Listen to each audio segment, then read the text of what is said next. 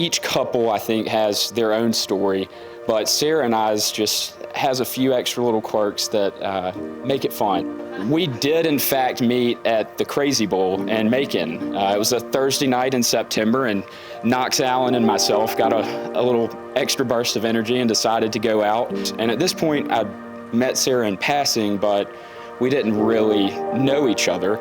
I remember walking into the bowl and caught Sarah's eye, and she was kind enough to walk over, and after a few minutes, I had the courage to ask her if I could buy her a drink. What happened next, I could argue, is the reason that we are here tonight. Without hesitation, Sarah turned to the bartender and said, "I would like a Coors Light and a shot of tequila." And I mean, the hair on the back of my neck standing up a little bit just thinking about that. And of course, I said, "Yeah, you can double that. I'll have the same."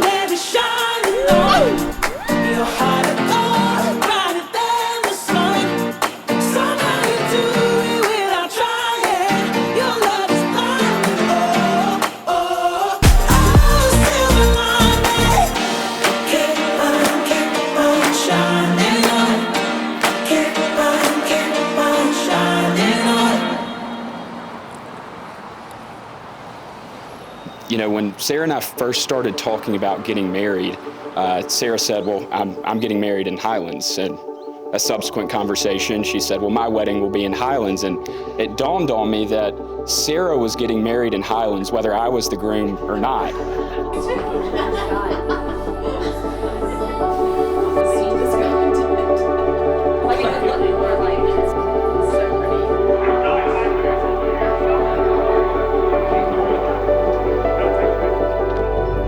This wedding here today is no mere coincidence.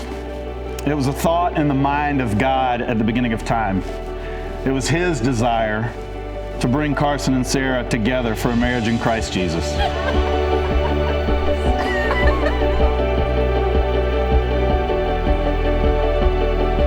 A couple years back, I was on the phone with Ross catching up, and I remember her being very giddy, telling me, "I met someone, and I think he's the one."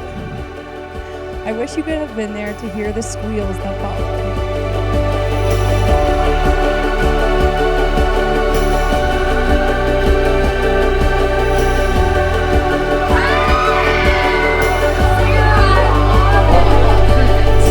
The first time I met Sarah, we were at the wedding of a mutual friend, and Carson brought her to introduce her to me, telling her, "I want you to meet the guy that's going to officiate our wedding." And that's been a couple of years ago now, and it was before they were engaged.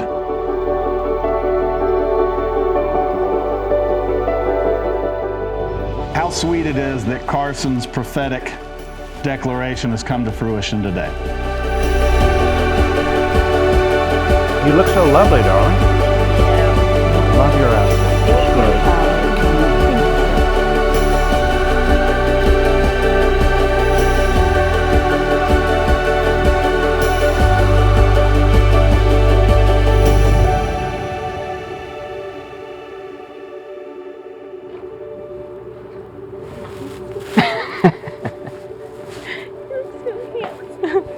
Holy cow.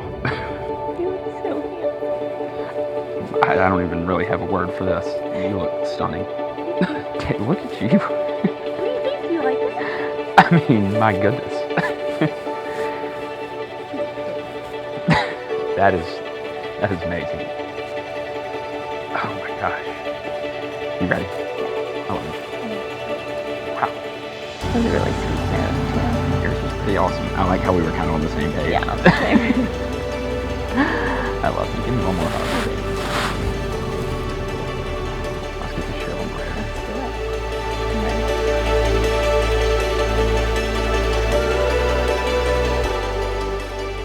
She finally got the courage and asked me on a date, and a few months down the line asked me to be her boyfriend, which are both true stories I'd be happy to share.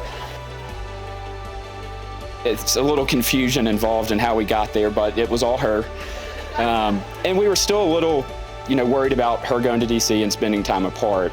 And when I dropped her off, because I did drive 10 hours up and 11 hours back, I just remember thinking, I've got to get her back here. We had so much fun going through COVID, and we kind of left things up in the air when you got to DC. We knew we were going to give it a shot, but in my mind, I was like, I'm going to marry Sarah. And it was a tough couple years. We had a lot of highs and a lot of lows, but through that all, I mean, you were my constant and my best friend, and I love you, and I am so freaking ready to marry you tomorrow. I mean, I'm ready.